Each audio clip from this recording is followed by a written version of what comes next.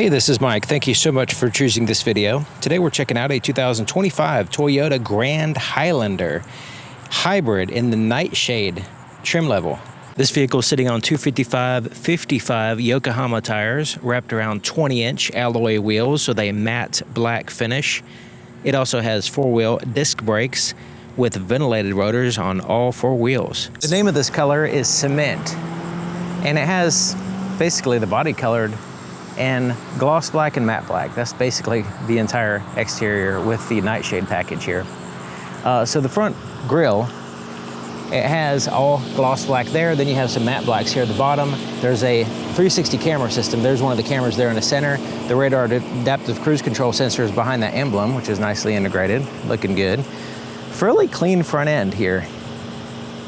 Parking sensors integrated, some in the black portion, some in the body colored.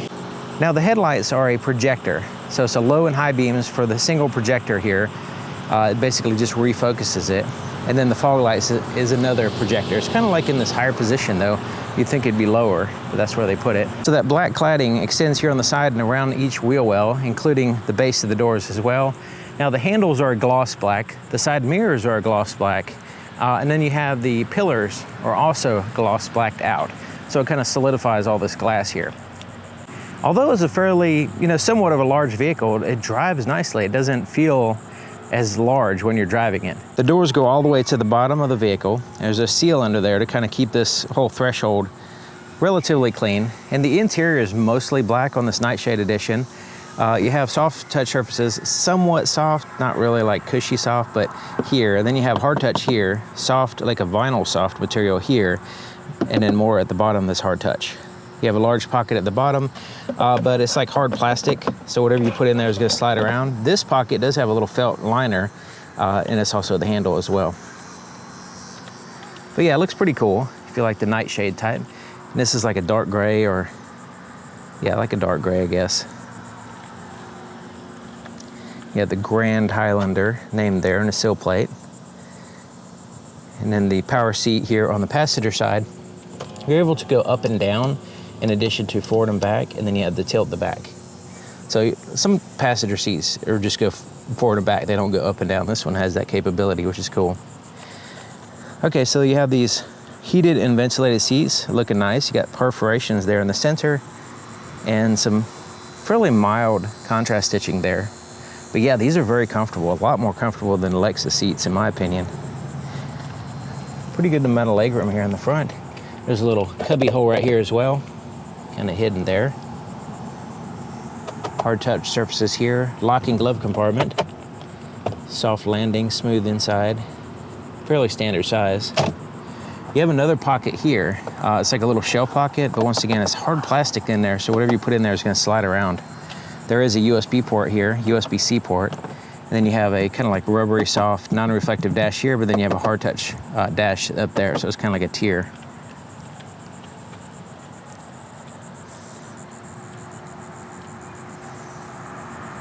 The opening here in the front is excellent. You got lots of headroom there. The height off the ground, the seat and everything is very easy to just hop in and out. No problem. Swing of the door is great. The back here, we have lots of opening space right here. So the swing of the door could potentially be wider, but really it's not a big deal because you have so much space getting in and out. The inside of the back door, and this door goes all the way to the bottom as well. But yeah, the inside of the back door, somewhat similar to the front, except you have, a little pocket here in the front, and you have the handle, but you do have soft touch surfaces here, here, and here, like a vinyl material. It does have a shade in addition to the privacy glass you can lift up and put in place there. Large pocket at the bottom. Once again, hard touch surfaces inside. Same thing with this.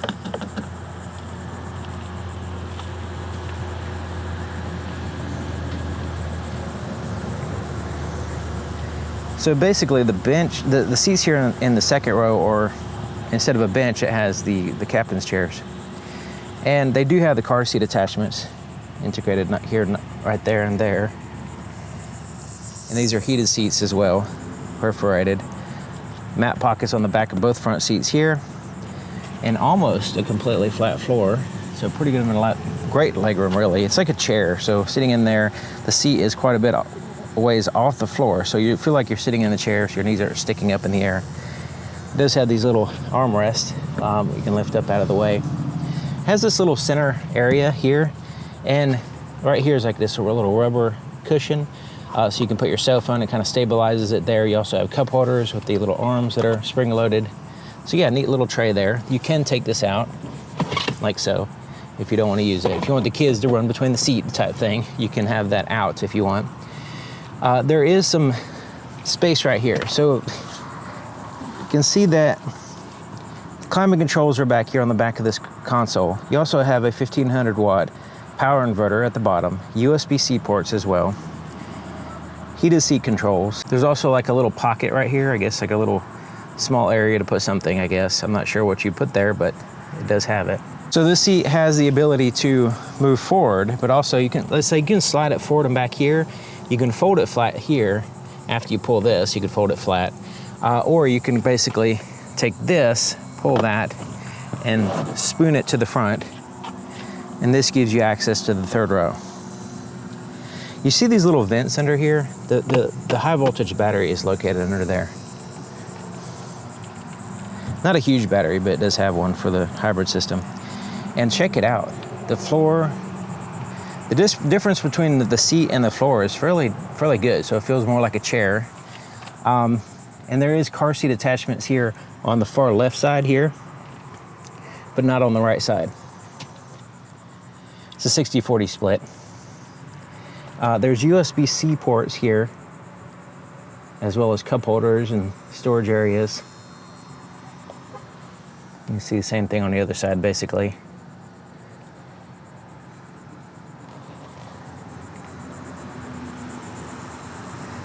But yeah, looks like a very usable third row seat, especially considering how much room you have, even with those seats all the way back, the leg room and everything.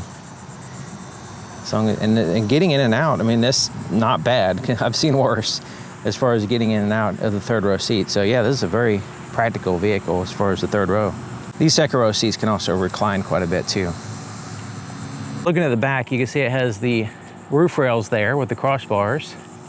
No wind noise on those, really. And then you have the shark fin antenna, gloss black, a third brake light integrated into the rear spoiler, which is also a gloss black.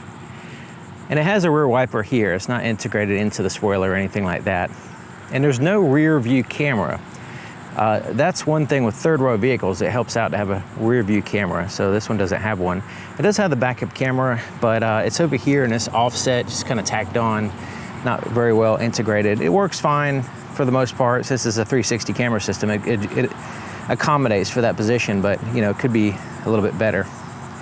Now the taillights are all LED, reverse lights, turn signals, all that stuff. Full LED vehicle, basically.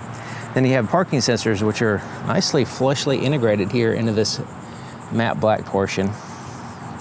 This one does have the towing package, 3,500 pound towing capacity.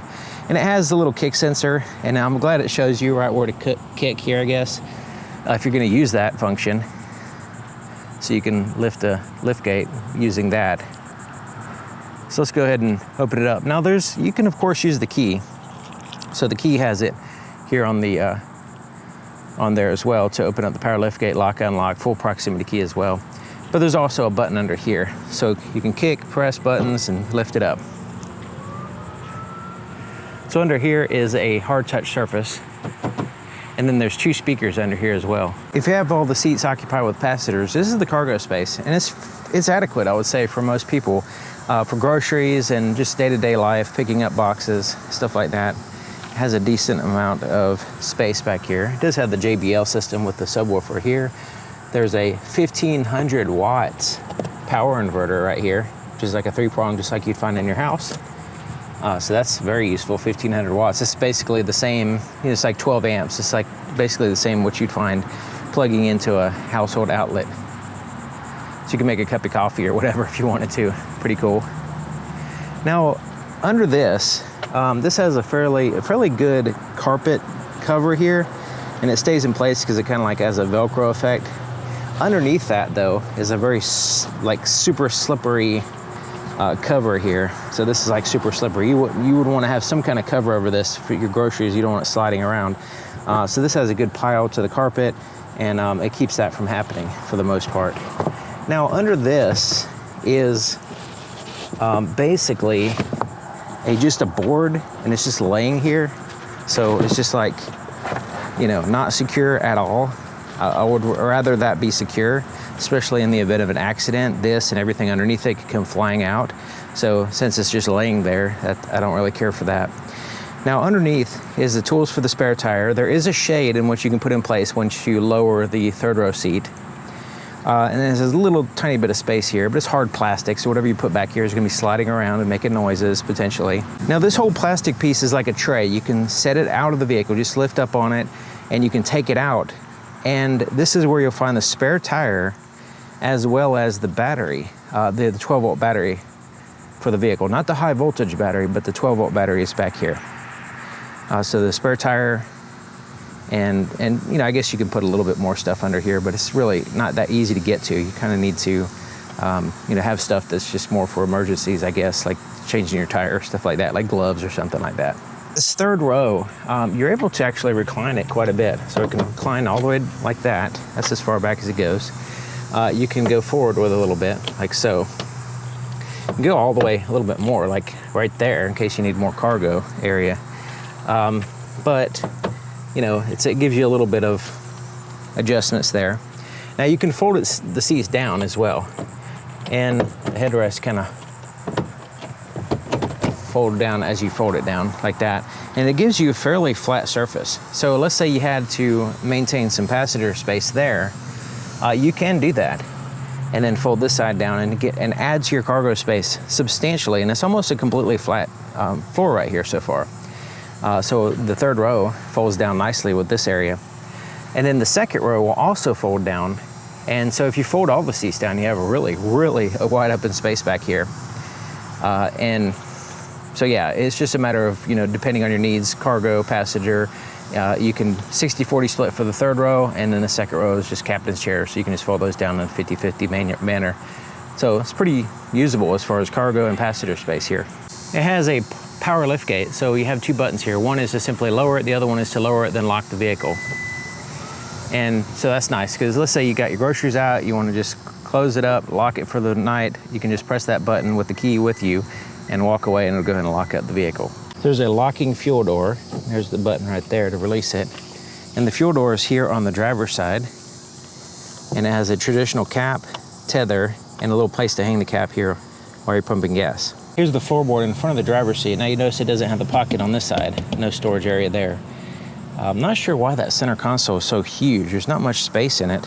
But anyways, there's the accelerator, brake pedal, footrest, which is okay. Kind of tapers a little bit. Let's take a look under the hood. To raise the hood, there's a latch right here in the very center, basically.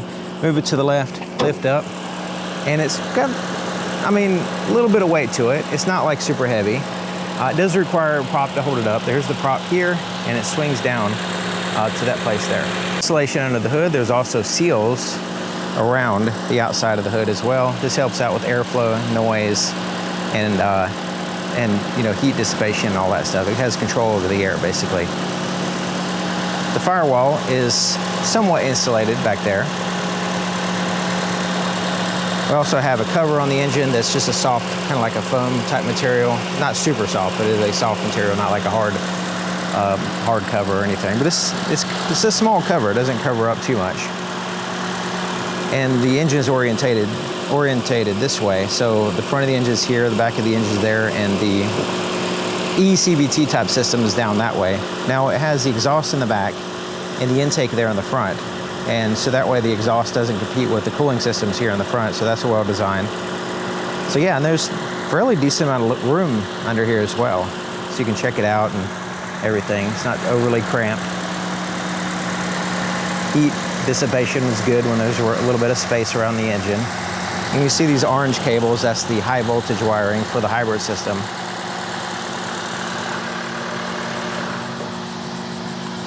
Remember, the 12-volt battery is in the trunk area, it's not under here.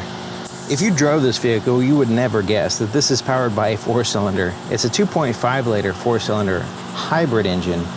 So it shares power using the ECVT, which is electric motors and a planetary gear system. It shares power and is able to alternate power with the electrical system. And it puts out together 245 net horsepower. Now, it doesn't feel, it feels like much more than that. It's actually fairly decent as far as the acceleration and the power and all that. It's fine. It is very satisfying acceleration. Now, as an all-wheel drive vehicle, for the most part, it will be on demand because the front-wheel drive, it'll be typically front-wheel drive unless it needs to kick in the rear wheels. Now, you have a towing capacity of 3,500 pounds on the regular hybrid. If you need more towing capacity, you can step up to the Hybrid Max, which would be a little bit different. It'll bring you up to 5,000 pounds of towing capacity, but you know, the regular hybrid is 3,500 pounds. The inside of the driver's side door is just like the other side, except for it has a few more buttons. Now, it does have the blind spot detection as a rear cross traffic alert, and the little indicators here on the side mirror right there illuminate when there's a vehicle in your blind spot. These are also heated side mirrors as well. So yeah, basically same styling and everything. Now, we do have one-touch windows down. They're also laminated glass up here. The rear windows are one-touch as well, but they're not laminated glass. Just regular glass there, and they go all the way down, so that's cool. Some vehicles like stop halfway or whatever. And then you have presets for the power seat, door lock controls, side mirrors are adjusted here. You just pick a side and adjust it with that little pad. You also have a power folding side mirror, so we can power fold these side mirrors here and unfold them. You also can automatically, you turn that to auto, and it will, when you lock the vehicle, automatically, you know, power fold them in. And it has a little status light as well, letting you know that feature's on or off. So the power seat, basically just like the passenger seat, in which you can go up and down, forward and back and all that stuff, but they added a lumbar adjustment as well, two-way lumbar adjustment. And yeah, these are fairly comfortable seats. I was kind of impressed. After driving the Lexus, I was like, man, after my back hurting driving the Lexus, I was like, hopefully this one doesn't have the same seats, but it doesn't. It has excellent seats, really, and relatively speaking. Okay, so here to the left of the steering column, there's a little tiny tray right there, smooth plastic once again, so things are gonna slide around on you. Automatic high beam controls here, heated steering wheel, power inverter you can turn on or off here, and it has a little status light once again, and then the ability to open up the power lift gate. You can reset the trip here. You also have the brightness for the gauge cluster, and then a tilt and telescoping steering column as well. Sitting in the driver's seat, I'm 6 feet tall, and I have the driver's seat all the way back and all the way down to give you an idea of the potential legroom. Now, me personally, I would probably have it almost all the way back already, but if you're a little bit over 6 feet tall, you shouldn't have any problem driving this vehicle overall. All the leg room here, the feet room, I guess you could say, is fine. There's enough room to move feet around. So the reason why I mentioned that is that I ran into some vehicles that had some issues with just the space around the pedals. This one seems fine. This area is okay. It kind of sticks out more than what it seems like it should. This whole console seems like it's just overly huge. It could be more minimalized, but you know, I'm not sure why they have this so huge. There's no transmission in here or anything like that. So anyways, but it's not really a big deal. More room on this side though. This is soft touch, which you're probably not gonna rest against it or anything. But yeah, as far as the amount of space, I'm satisfied with it. Steering wheel is pretty standard. It's not sporty or anything. It has some subtle grips, leather wrapped, feels good. It's not soft or anything, but a decent size, thickness, and all that. So yeah, no problems with it. It's just not overly, it's not like fancy or anything. It does have some gloss black down here and some accents. I mean, it looks good. I mean, it has some classy accents and stuff. And I like the way it has, you know, easy to read, easy to use buttons here, unlike the Lexus. So you can see the separation here on the bottom part. This is the volume for the radio, voice recognition, audio source, change to the tracks. So this is your radio stuff. Up here is the cruise control with the lane keep assist system. Here on the left side, you have the button for the phone, a single button for answering and the same button for hanging up. I wish it was separate buttons, but that's the way it is. And then you have these arrows and OK right here and a back button. Those correspond with the screen. We'll get to that in a second. Windshield wiper controls are here. It does have an automatic function rain sensing system. Turn signals here, but it also has the headlight control, and then you have the fog lights here. Automatic DRL off if you want, and then headlights are there. And remember, we have the automatic high beam button separated right there. It's easy to get to though. So this gauge cluster is actually just a screen, and so yeah, it has pretty good amount of information, and using these buttons here you can change the way it looks. So I'm going to go to the left and right just to give you an idea of the different views here, and it has this little animation when you change it. Navigation map in the middle. So yeah, it's not a huge amount of views, but you can change it here. You can press and hold OK, and you can change what you want here in the center. Go to the left, change what you want there, or to the right here. And then hit OK. All right, so now when we go left and right, you can make different selections here. But when we go left and right, we can set up this one, right? So we can go in here, choose what we want here, and so on. So we have these different views that we can customize, which is pretty cool. And once you get it set up, you don't really have to worry about it. I mean, I personally just go to whatever view looks best and just hold it there, and not really worry about it unless I need to, like the navigation map, pull that up for a particular reason. So yeah, a little bit of customization, and it looks nice and okay as far as the way the layout is. And has the digital clock, outside temperature, all that stuff.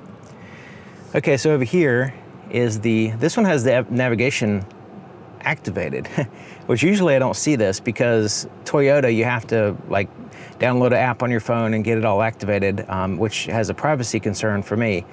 So somebody else has done this, which activated the navigation map. So now we get to look at it, and so we can kind of zoom in and out, check it out, turn it, zoom it.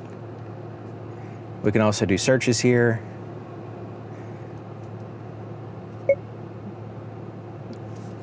Search a destination. We can also use our voice, or we can use a keyboard here. The next one is your radio, whatever your radio is doing here. And the different audio sources are, you have the like AM, FM. Let's go there. There's like different categories here. AM, FM, satellite radio. But you also have Android Auto, Apple CarPlay, and then of course Bluetooth, Amazon, stuff like that. You manage phones here. And right here you can set up your climate, trip information. You can see, look at the energy flow. This is really cool, it looks good. And then you can have vehicle alerts will show up here, which is none right now. And then your settings are at the last one. And you can go down here and there's lots of different settings really you can set up. So you have physical buttons down here for the climate control. Heated seats for the driver and passenger. It's a 3-stage heated seat, 3-stage cooled seat. And then you have the driver temperature, passenger temperature. You can control the rear here as well, which you can have like a tri-zone, so 3 different temperatures if you want.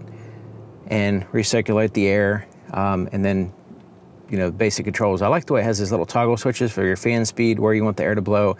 You can also sync all the temperatures as well. There's the front and rear defrosters. When you turn on the rear defroster, you also have the heated side mirrors that turn on, and then you have a separate button for a heater that's underneath the windshield wiper. So this can free them if they're frozen, but also if it's very cold, it keeps the rubber on the wiper a little bit warmer, so it's not like frozen, so you can actually use the wiper. All right, there's the 4-way flashers. Down here you have a USB-C port. There's also the ability to pull up a camera system here. We'll get to that shortly when we go to the shifter. There's how you turn the vehicle on and off. There is a wireless charger, which seems to work fine. When I put my phone there, it charges pretty much every time. This area right here is a little storage area, but is hard plastic. So whatever you put on there is gonna slide around and annoy you. So just keep that in mind. But this right here works fine. The only thing is, if you don't have a case on your phone might not stay in place. It might slide around, but with my large case, it seems to work fine anyway. So just something to mention. There's a storage compartment here, and then there's these cup holders here. It looks like this would come out, but it doesn't, just kind of like stuck in there. And then it has these spring-loaded arms. Here's the shifter, and let's go ahead and put it in reverse. And the camera, here's the camera system. And basically, let's go ahead and put it back in park, because this is kind of interesting to me. When we hit the view button, we get this view, right? This is pretty much waste of time view. I mean, it's barely usable. This isn't the value proposition of the camera system, right? But so when you're in park, I want to see the normal view. So let's go ahead and put it in gear. This is the view that I want to see when I push the view button, but if I'm in park, I don't get it. So anyways, I'm in reverse now, so you get to see behind the vehicle and top down. It has active guidelines in which you can turn on, and as you turn the steering wheel, it will give you a estimated trajectory as well as a swing out trajectory here for the front. But you notice that center line is not in the center because the camera is not in the center.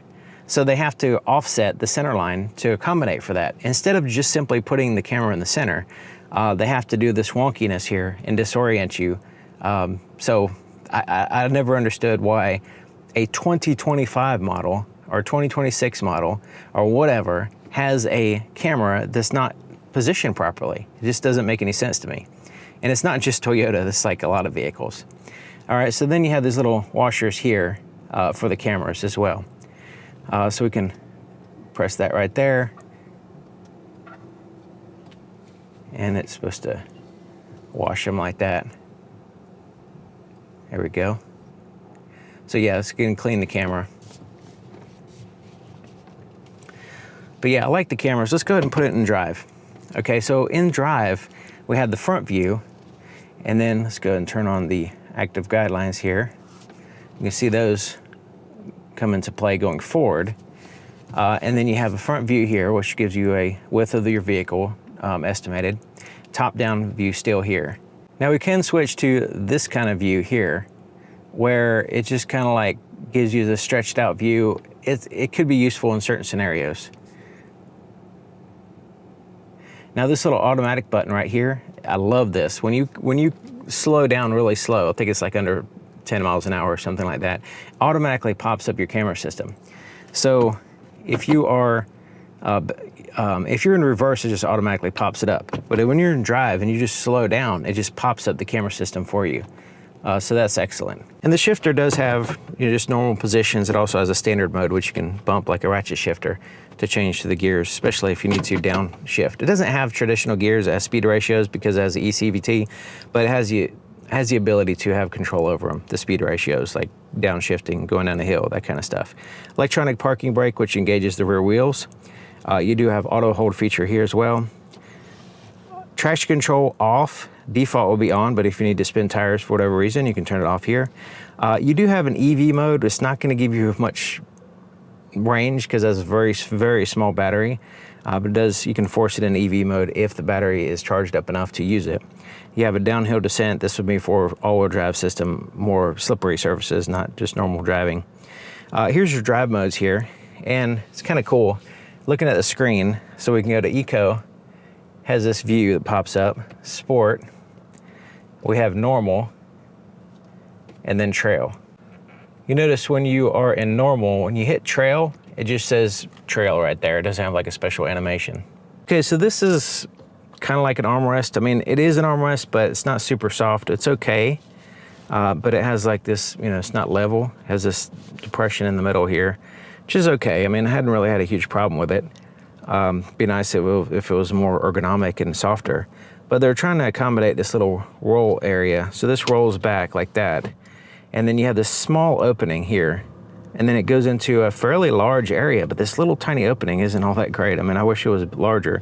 And then you have a 12-volt power supply, which is not the best location, especially if you're gonna use that for a radar detector or something.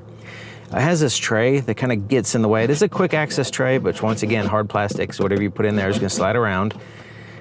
You can take it out, and then this is the full depth of the compartment. Once again, hard plastic, things sliding around, you get the point. But yeah, it's a little bit, I mean, the opening's so small, it feels like you're just reaching into some, I don't know, it's just, this storage compartment, to me, can be implemented a little bit better.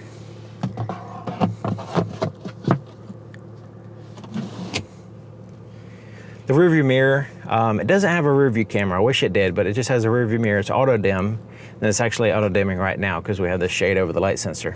Actually, I got this shade all crunched up like this because the light sensor for the interior gauges, like the dimming part for night mode, is like right here next to the radio. Usually it's down at the end of the glass, so it's easy to not cover up. But I don't know, they just put it there. It seems like it'd be better if it was out there, not under the roof so much. There is a HomeLink garage door opener controls here. Place to put your shades. It has like a felt lining, nice. Interior lights are here. You have tap lights here and here, little reading lights. You have the ability to open the sunroof. We'll get to that in a minute. Interior lights can be all turned on here, and then you can have them turn on with the door or not there. You have the shade for the sunroof itself, and then a little SOS button there for emergencies or roadside assistance. We'll get to the sunroof in a minute. The visor is a cloth material, and it has a mirror with a light. And also it extends out here, but it doesn't go all the way to the end, so you know right where the sun's gonna be. And there's a little place to put registration or something there as well, a little card slot. It's all right. I wish it was like a vinyl material instead of a cloth. It'd be easier to clean and, especially people with makeup and stuff like that. Okay, so the sunroof. It has a huge sunroof, panoramic sunroof. The back portion is fixed, the front portion moves. And let's go ahead and tilt it up. It has a separate button for tilting, a separate button for sliding it back.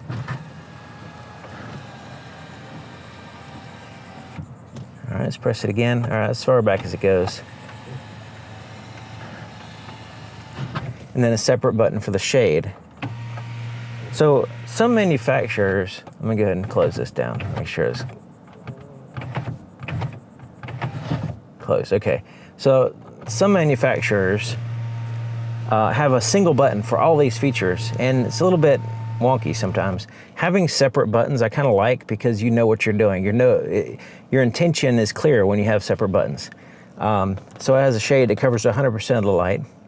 And speaking of knowing your attention with separate buttons, the reason why I mention this button right here for the phone, if it has a separate hang up button, you know you're hanging up and not pressing the button, hanging up on one call and answering another accidentally and not even know it, that you just answer somebody else's call, right? So having a separate button for the hang up button is, I think, useful. The visibility here in the back is, because it doesn't have a camera, rear view camera, this visibility is a little bit more important.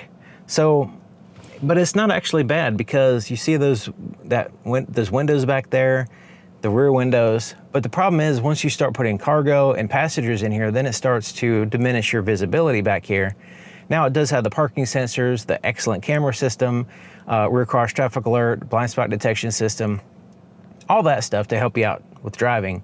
Really, the camera is just like the major thing for me. It's like spoiled with the camera system. But having a rear view camera here would be better. As you're driving on the highway, being able to see behind you, looking in this spot right here, directly behind you and not being obstructed is just a plus. It'd be nice to have. Of course, you have your side mirrors. And, I've spent years working in vehicles that have no visibility in the back, and I had to use the side mirrors for everything. This is before cameras, before any of that stuff. So it can be done. You just got to know your limitations,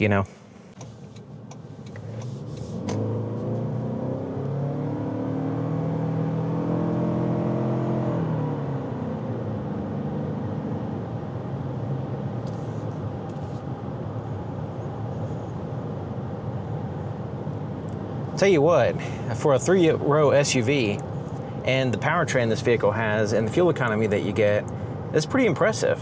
I would say that this is going to be a pretty popular vehicle, if it's not already, because if you need that 3-row experience with the extra room, and that when you start getting into vehicles like that, they become extremely pricey.